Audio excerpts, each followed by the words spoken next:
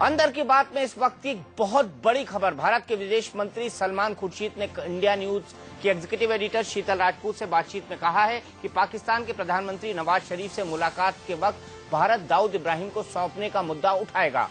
29 सितंबर को प्रधानमंत्री मनमोहन सिंह और नवाज शरीफ के बीच मुलाकात होनी है। क्या कहा सलमान खुर्शीद ने, हमारे किस सवाल पर कहा, क्योंकि हम इंडिया न्यूज पर लगातार इस मुद्दे को उठाते रहे हैं कि दाऊद को लाने का मुद्दा उठाने की तैयारी भारत कर चुका है। सीधे चलते हैं हमारी एग्जीक्यूटिव एडिटर शीतल राजपूत के पास, जो इस वक्त न्यूयॉर्क में मौजूद है। शीतल, क्या कहा सलमान खुर्शीद ने आपसे?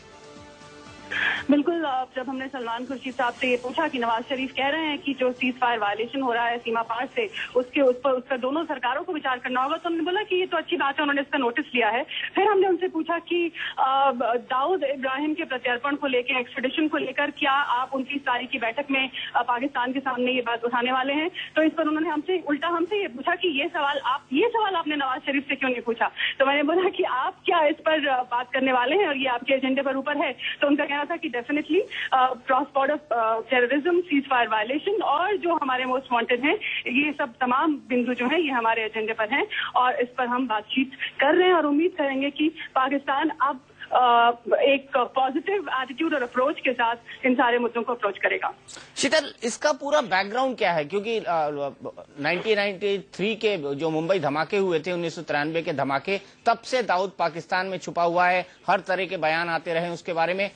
इस पर पूरा बैकग्राउंड क्या है? आखिर क्यों इस मूवमेंट पर दाऊद इब्राहिम के लाने की बात प्रधानमंत्री करने वाले हैं नवाज शरीफ से? इससे पहले गृह मंत्री ये बात कर चुके हैं, विदेश मंत्री इस बात के संकेत दे चुके हैं। अंदर की बात क्या है इसमें अंदर की बात यह है दीपक की जब पाकिस्तान में नई सरकार आई और पाकिस्तान की सरकार ने अब ये इच्छा जताई कि वो भारत के साथ अच्छे संबंध आगे बढ़ाना चाहते हैं और भारत ने भी इस बात को माना कि हाँ, पाकिस्तान के साथ अब हमें टॉक्स नॉर्मलाइज करने हैं, लेकिन हमारी कुछ शर्तें हैं। और शर्तें ये है कि एक तो सीमा पार आतंकवाद के मुद्दे को पाकिस्तान ठोस तरीके से एड्रेस करे और दूसरा जो एक हमारी मोस्ट वांटेड की सूची है जिसमें दाऊद इब्राहिम सबसे ऊपर है, जो पिछले कई साल से भारत की मोस्ट वांटेड लिस्ट में शामिल है, पाकिस्तान उस दिशा में कोई ठोस कार्रवाई करे, उस भारत को सौंपने के लिए उसके ठिकाने और जितनी भी इंटेलिजेंस है वो भारत के साथ शेयर करे। तो अब खुल्लम खुला पाकिस्तान तो ये एक्सेप्ट करने से रहा कि हाँ, दाऊद इब्राहिम हमारे यहाँ है, लेकिन लगभग 1.5 महीना पहले जो पाकिस्तान के विशेष दूत जो बैक चैनल डिप्लोमेसी के लिए जिम्मेदार हैं, शारिया खान, उन्होंने ये हिंट दे दिया था, ये कह दिया था, इस पर अपने सॉफ्टनिंग ऑफ स्टैंड को क्लियर कर दिया था कि दाऊद इब्राहिम जो है वो अब पाकिस्तान में नहीं है, पहले रहा होगा, अब नहीं है। ऐसे लोगों को हम पाकिस्तान में नहीं पनपने देंगे जो भारत के खिलाफ साजिश करते हैं। तो तभी ये स्पष्ट हो गया था कि कुछ गिव एंड टेक की बातचीत हो रही है। नवाज शरीफ भी चाहते हैं कि उनको इसका क्रेडिट मिले कि भारत के साथ उन्होंने संबंधों को पटरी पे लाया और भारत भी चाहता है कि कुछ ऐसा वो अपनी होम ग्राउंड पर और अपने लोगों को दिखाने के लिए हो उनके पास, क्योंकि इलेक्शन ईयर है हमारे यहाँ अगले साल और उनको भी चाहिए कि वो भी चाहते हैं कि वो दिखाएं कि हमने पाकिस्तान के साथ अगर कुछ बातचीत की है तो हमें उसके बदले में पाकिस्तान ने इतना बड़ा लीवे दिया है। तो यकीनन ये बैकडोर डिप्लोमेसी चल ही रही थी और आज जब हमने सलमान खुर्शीद साहब से इस बारे में पूछा तो उन्होंने हमसे कहा कि ये सवाल आपको जरूर नवाज शरीफ साहब से करना चाहिए था और यकीनन ये सब मुद्दे हमारे एजेंडे में हैं। शीतल, सबसे पहले देख लेते हैं आपकी सलमान खुर्शीद से खास बात। सलमान खुर्शीद साहब से इस बारे में पूछा तो उन्होंने हमसे कहा कि ये सवाल आपको जरूर नवाज शरीफ साहब से करना चाहिए था और यकीनन ये सब मुद्दे हमारे एजेंडे में हैं। शीतल, सबसे पहले देख लेते हैं आपकी सलमान खुर्शीद से खास बातचीत जो इंडिया न्यूज की एग्जीक्यूटिव एडिटर शीतल राजपूत ने उनसे न्यूयॉर्क में की है। सलमान साहब, नवाज शरीफ साहब ने अभी इंडिया न्यूज से बात की और कहा कि हमने उनसे पूछा कि सीज फायर वायलेशन के जो मसले हुए हैं उसके चलते बातचीत जो अब होने जा रही है तो वो कैसे आगे बढ़ेगी, तो उनका कहना था कि इसके बारे में तो दोनों सरकारों को सोचना होगा। इस पर आप? मैं तो देखिए, पाकिस्तान के प्रधानमंत्री की कोई कही हुई बात पर मेरी प्रतिक्रिया करना उचित नहीं होगा। अभी उनकी बातचीत होनी है, हमारे प्रधानमंत्री से होनी है। मतलब इतना मैं अवश्य कह दूंगा कि सीज फायर का जो वायलेशन की जो शिकायत है वो हमारी है, इसलिए कि जो घटना वहाँ घटी है वो उसका अगर दुष्प्रभाव है तो वो हम पर है और उसी के कारण हमको एक चिंता भी थी और हमें एक कष्ट भी था। लेकिन मैं उम्मीद करता हूं कि इस बात का उन्होंने इस बात को नोट किया है और वो चाहेंगे कि इस पर कुछ ना कुछ उनकी उचित प्रतिक्रिया। जो इंडिया के मोस्ट वांटेड हैं जैसे दाऊद इब्राहिम, उनके एक्सट्रेडिशन का मुद्दा भारत, आपने उनसे पूछा नहीं होता, इतना वक्त नहीं मिला। हम जो हमारा एजेंडा है वो ये है, लेकिन एक दिन में सब चीज पर कामयाबी मिलेगी मैं नहीं समझता हूं कि ऐसा उचित होगा, लेकिन हमारा एजेंडा है। अगर बातचीत आगे बढ़ेगी और अगर ऐसा लगेगा कि उनकी तरफ से एक सकारात्मक जो उन्होंने पेशकश की थी चुनाव के समय और चुनाव के बाद सरकार में आने के बाद, उस पर अगर ठोस कार्रवाई के हमको संकेत मिलते हैं तो फिर हम उम्मीद करेंगे कि और चीजों में भी हमको संतुष्टि प्राप्त हो।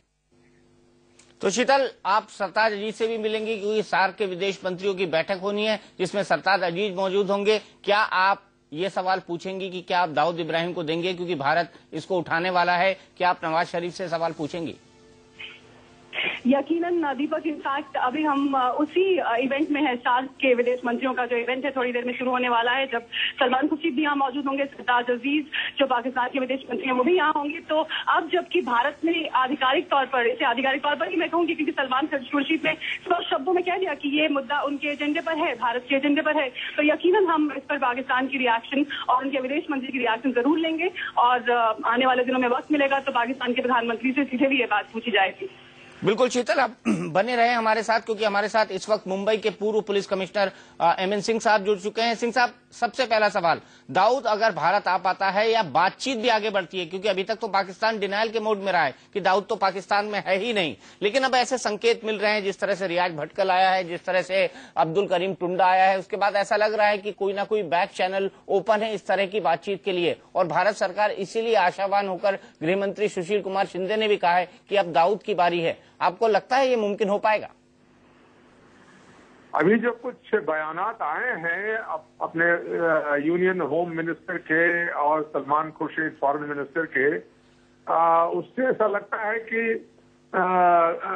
कुछ ऐसी आशा है और आशा की जा सकती है। नए पाकिस्तान की जो नई सरकार है उसके ऊपर अगर दबाव डाला जाए तो शायद सफलता मिलने की कुछ ऐसी एक किरण दिख रही है। अभी तो कुछ कहना मुश्किल है कि सफलता मिलेगी या नहीं मिलेगी, लेकिन थोड़ी सी उम्मीद है क्योंकि ये लोग काफी विश्वास के साथ बात कर रहे हैं।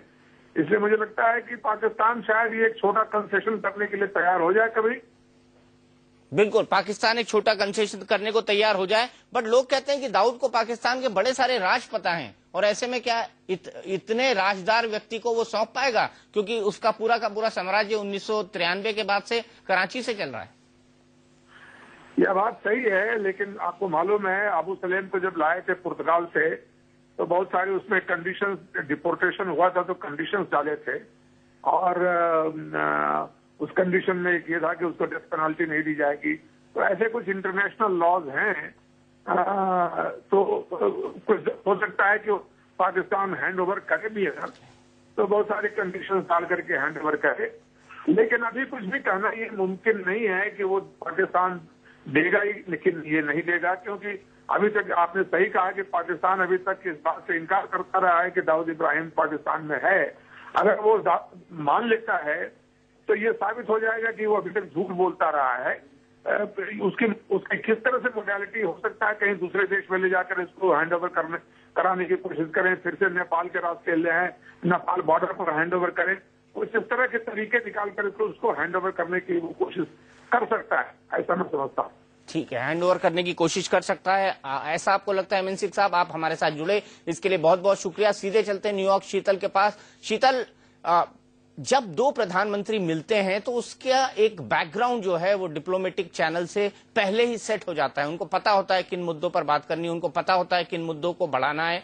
विदेश मंत्री का ये बयान अपने आप में बहुत बड़ा नहीं है, क्योंकि भारत ने पहली बार ऐसा खुलकर बोला है किसी बायलैटरल मीटिंग के पहले कि हाँ, हम सीधे दाऊद का मुद्दा उठाएंगे। बिल्कुल, और इसकी बैकग्राउंड विदेश मंत्री के इस बयान से तो और पुख्ता और पुष्ट हो ही गई, लेकिन इसकी बैकग्राउंड जैसा कि आपने बताया इंट्रोडक्शन में कई महीनों पहले से शुरू हो गई थी, जब शाहरियार खान की तरफ से बयान आया, फिर जिससे वो बैक ट्रैक कर गए, शायद उन पर दबाव होगा, लेकिन ये भी सच है कि उन्होंने ये बयान दिया था कि वो पाकिस्तान में पहले था लेकिन अब नहीं है। इसके बाद फिर जैसे हमने देखा गिरफ्तारियां हुई, जो चाहे वो टुंडा की हो, भटकर की हो, तो एक बैकग्राउंड तो पहले से ही तैयार होता चला जा रहा है। उसका ग्रैंड फिनाले क्या हमको इस बातचीत के नतीजे के तौर पर देखने को मिलेगा, ये अभी देखना होगा, लेकिन विदेश मंत्री के बयान से यकीनन उसमें एक इम्पीटस तो आ ही गई है। चलिए शीतल, आप इस खबर पर बने रहें लगातार, क्योंकि बहुत महत्वपूर्ण हो जाता है भारत और पाकिस्तान के संबंधों के लिए, क्योंकि दाऊद इब्राहिम न केवल भारत का मोस्ट वांटेड नहीं है, दुनिया का भी मोस्ट वांटेड है। अमेरिका के भी दुनिया के जो सबसे खूंखार आतंकवादी हैं उसमें दाऊद इब्राहिम का नाम शामिल है। शीतल, आप इस खबर पर बनी रहेंगी, हमें बताइएगा सरताज अजीज क्या कहते हैं, नवाज शरीफ क्या कहते हैं। फिलहाल के लिए आपका बहुत बहुत शुक्रिया।